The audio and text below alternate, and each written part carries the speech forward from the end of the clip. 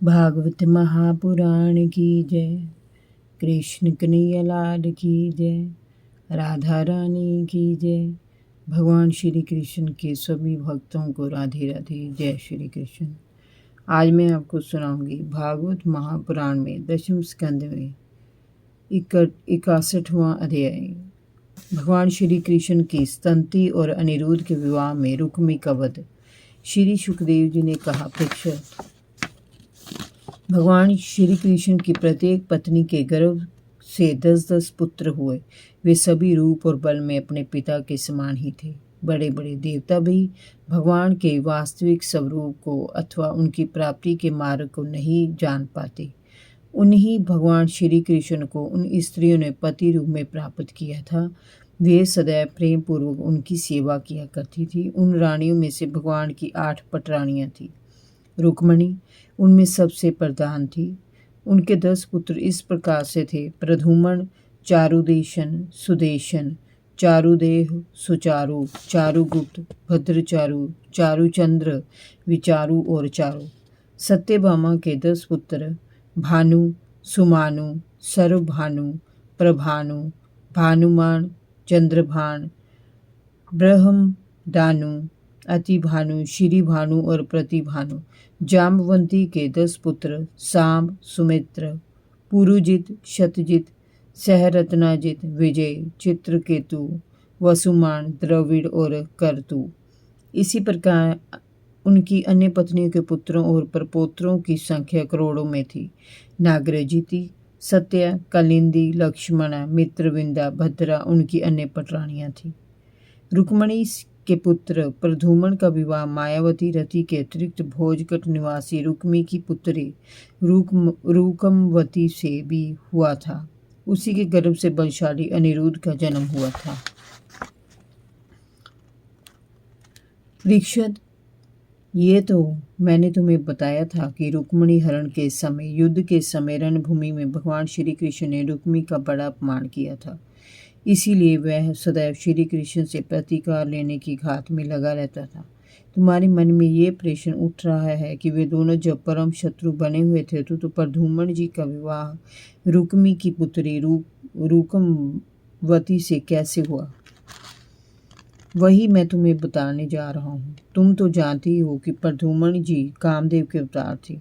रुक्मी ने अपनी पुत्री रुकमवती का संवयवर रचा था। उसमें प्रद्युम्न भी गए थे। उसी संवयवर में रुकमवती ने उनके सौंदर्य पर रीझ कर उन्हें वरमाला पहना दी थी। तब प्रद्युम्न जी अकेले वहां उपस्थित राजकुमारों एवं राजपुरुषों को जीतकर उसे हर लाए थे।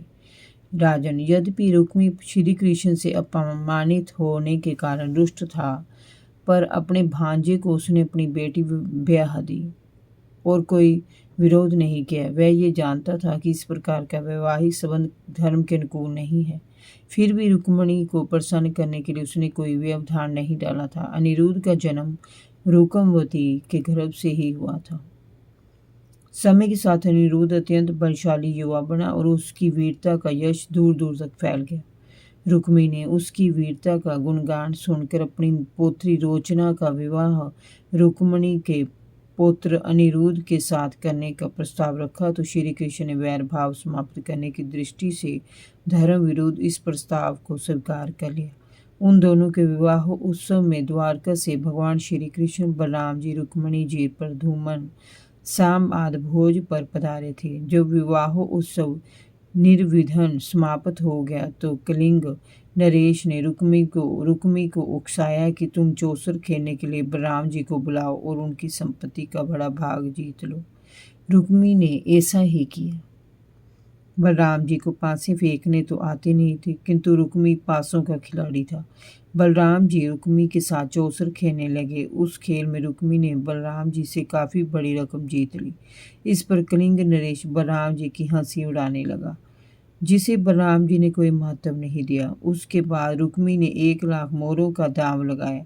उसे बलराम जी ने जीत लिया। इस प्रकार रुक्मी धूर्तता से कहने लगा कि ये बेईमानी है, इसे मैंने जीता है। बलराम जी इस बात से क्रोध में भर गए, परंतु उन्होंने धैर्य रखा और 10 करोड़ मोहरों का दांव लगा दिया। इस बार भी बलराम जी जीत गए, परंतु रुक्मी को उसके दुष्ट मित्रों ने भड़का दिया कि जीत उसकी हुई है। फिर क्या था, वह भड़क उठा और कहने लगा, ये जीत मेरी हुई है। तुम वन वन भटकने वाले ग्वाले खेलना क्या जानो, तुम तो सरासर बेईमानी पर उतर आए हो। इस पर बात पर बलराम जी भड़क उठे। उन्होंने अपना भारी मुदगर उठाया और रुक्मी के सिर पर दे मारा। रुक्मी वहीं ढेर हो गया। बलराम जी का क्रोध फिर भी शांत नहीं हुआ। उन्होंने रुक्मी के मित्र राजाओं को भी अच्छी तरह ठोक पीट दिया। वे सिर पर पैर रखकर भागे। रंग में भंग हो गया था, परंतु क्रोध पर किसका बस चलता है। क्रोध आदमी को पागली नहीं, अंधा भी कर देता है। भगवान श्री कृष्ण ने किसी तरह से बात को संभाला और वे नवविवाहिता को लेकर द्वारका चले आए। जय जय श्री राधे। भागवत महापुराण की जय। कृष्ण कन्हैया लाल की जय। राधा रानी की जय। भगवान श्री कृष्ण के सभी भक्तों को राधे राधे। जय श्री कृष्ण।